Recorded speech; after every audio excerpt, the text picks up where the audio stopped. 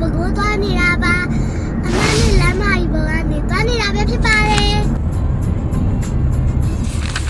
အပြန်ကြရင်ရန်ကုန်ကိုရထားစီးပြီးပြန်มาပဲဖြစ်ပါရဲ့ရှင်လက်ကြည့်ပြကြပါအောင်နော်အခုအဗလီရောက်နေတဲ့ဖရားကတော့တမိုင်းဝင်ရွှေကိုကြီးဖရားပဲဖြစ်ပါတယ်ရှင်ပဲခူးမြို့မှာရှိတဲ့ရွှေကိုကြီးဖရားကိုတက္ကရာ1486ခုနှစ်ဝန်းကျင်တွင်ဟန်တာဝတီစင်ဖြူရှင်တမစေတီမင်းကြီးကတည်ထားခဲ့ရပဲဖြစ်ပါရဲ့ရှင်ဓမ္မစေတီမင်းကြီးကသာသနာတော်ကိုတတ်ဆင်ရန်နဲ့ဗုဒ္ဓဂါယာတို့တာရဖူးမြော်ရန်ခတ်ခဲ့တဲ့ယဟန်ရှင်လူတို့အတွက်ဗုဒ္ဓဂါယာမှာရှိတဲ့စေတီတော်ပုံစံအတိုင်းပဲခူးမြို့မှာပူဇော်နိုင်ရန်တည်ထားခဲ့ခြင်းဖြစ်တယ်လို့သိရပါတယ်ရှင်ဖယားရဲ့ထူးခြားချက်ကတော့အိန္ဒိယနိုင်ငံဗုဒ္ဓဂါယာရှိမဟာဗောဓိစေတီတော်ပုံစံကိုနမူနာယူ၍တည်ထားခဲ့ခြင်းဖြစ်ပါတယ်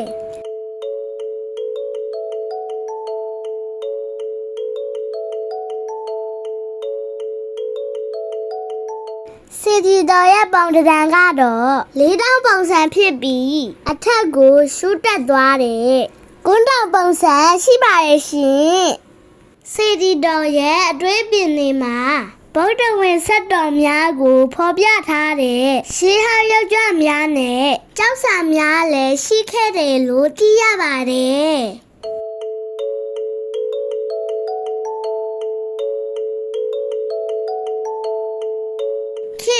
ဆန်းငလင်တများကြောင့်စေတီတော်ကြီးမှာအကြိမ်ကြိမ်ပျက်စီးခဲ့ပြီး1930ခုနှစ်ပဲခူးငလင်ကြီးတွင်အကြီးအကျယ်ပျက်စီးခဲ့ရပါတယ်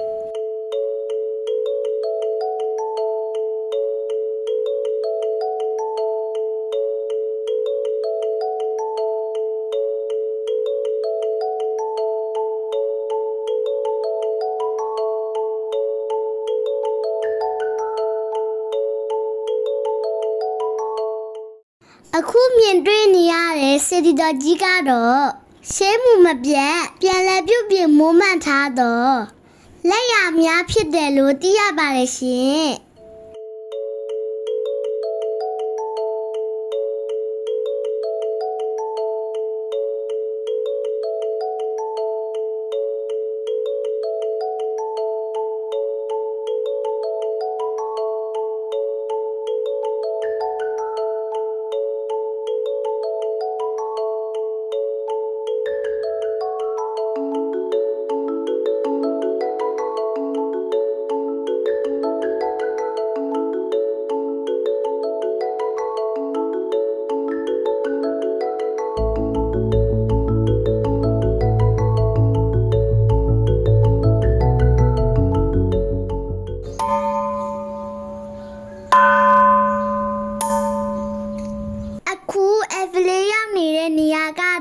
ပဲခူးမြို့ရဲ့တမိုင်းဝင်မဟာကြီးဖရားပဲဖြစ်ပါရဲ့ရှင်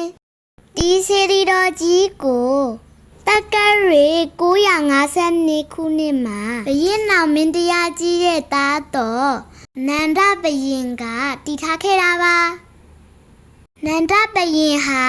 ခမဲတော်ဘုရင်နောင်မင်းတရားကြီးတည်ခဲ့တဲ့မဟာစေတီတော်ကြီးကိုနမူနာယူပြီးဒီစေတီတော်ကြီးကိုတည်ခဲ့တယ်လို့သိရပါတယ်ရှင်အကြောင်းလေစေတီတော်ရဲ့ဒီတုကလက်ရာတွေကမဟာစေတီတော်နဲ့အတော်လေးစနေတာကိုတွေ့ရပါတယ်ရှင်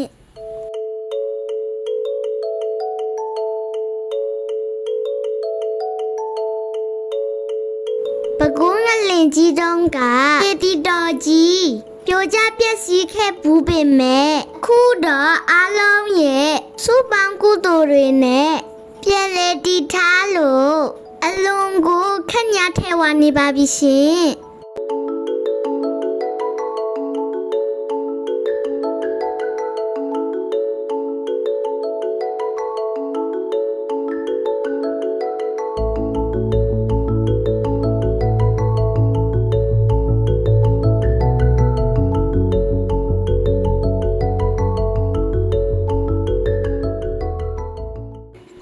ရောက်နေတဲ့ဖျားကတော့တကိုးမျိုးရဲ့တမိုင်းဝင်စွတောင်းပြေမဟာစီတီပဲဖြစ်ပါရဲ့ရှင်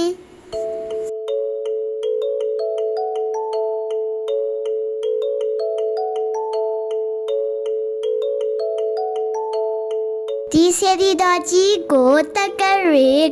922ခုနှစ်မှာဟန္တာဝတီရှင်ဖြူရှင်ဘုရင်နောင်မင်းတရားကြီးကတည်ထားခဲ့တာပါရှင်ဒီဖျားကြီးကတကယ်ကိုထူးခြားပါတယ်ဘုရင်နောင်မင်းတရားကြီးကတီဟိုကျွန်းကနေ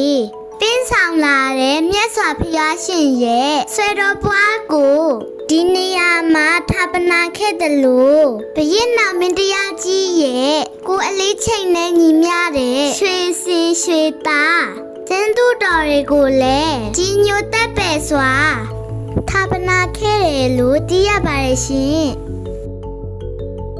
ဘကိုးရောက်ရင်မဖြစ်မနေဖူးမြော်တင်တဲ့ဘုရားတဆူပဲဖြစ်ပါရဲ့ရှင်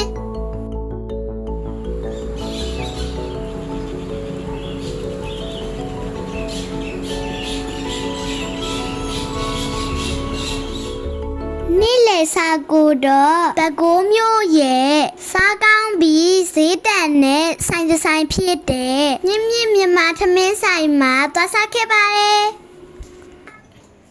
အဗလင်းကဝတ်သားမြင့်ချင်မှပြီးစားပါတယ်ဖေဖေကတော့ဝတ်သားအချိုနဲ့နဲ့စားပါတယ်မေမေကတော့အမဲသားနဲ့နဲ့ပါ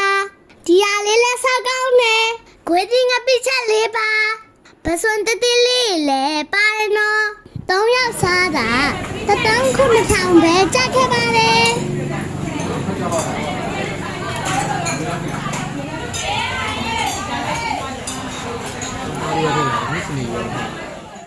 အခုအဗလင်းရောက်နေတဲ့ဖျားကတော့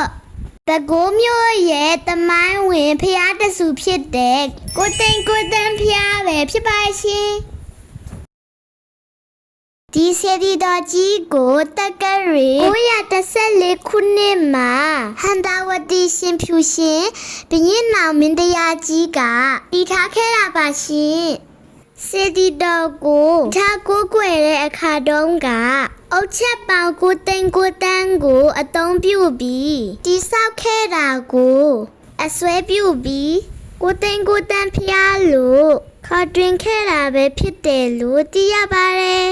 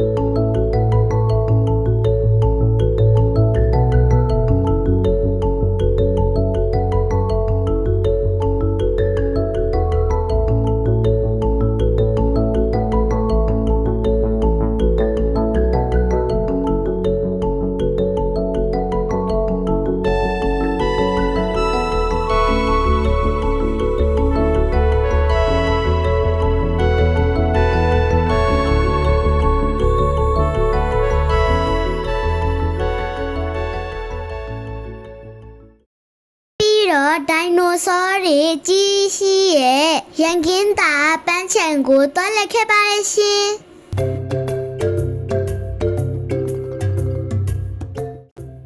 ဒီလိုအယုတ်တွေလည်းအများကြီးရှိရဲ့နော်အဗလင်းကဒီအယုတ်တွေနဲ့ဓာတ်ပုံရိုက်ခဲ့ပါရဲ့အယုတ်တွေကလည်းအများကြီးပဲနော်ဒီလိုကလေးဆော်လို့ရတယ်နေရာလေးရှိတော့အပလင်းအကြိုက်ပေါ့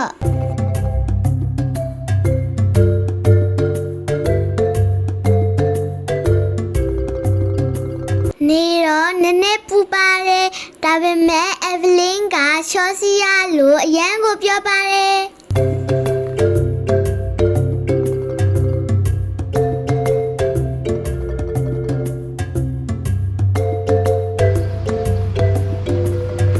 က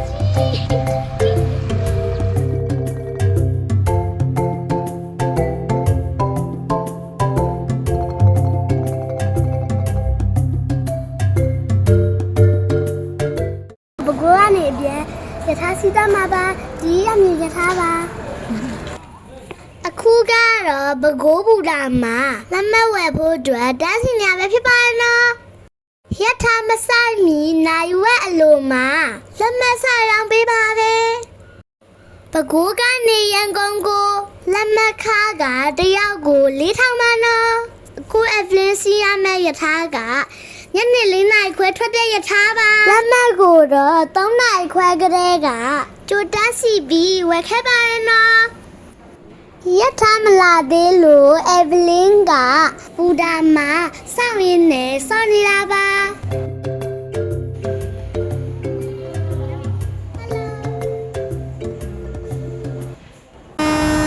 အဗလင်းစီရမယ့်ရထားလာပါပြီ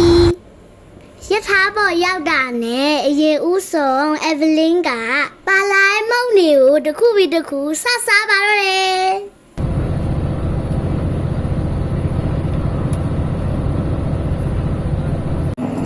မောင်စားပြီးတော့အဗလင်းကလက်သွားစေးပါတယ်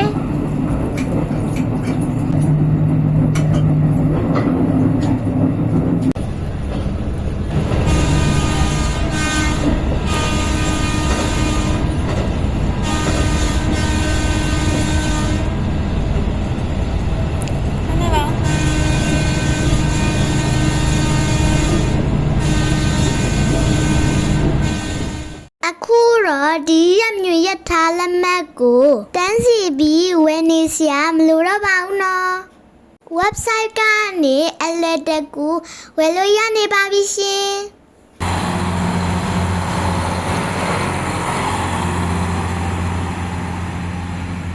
အဗလင်းကရန်ကုန်ပူတာကြီးထိမစီးပဲနဲ့တိုးကြောင်ကလေးပူတာမှာပဲဆင်းလိုက်ပါတယ်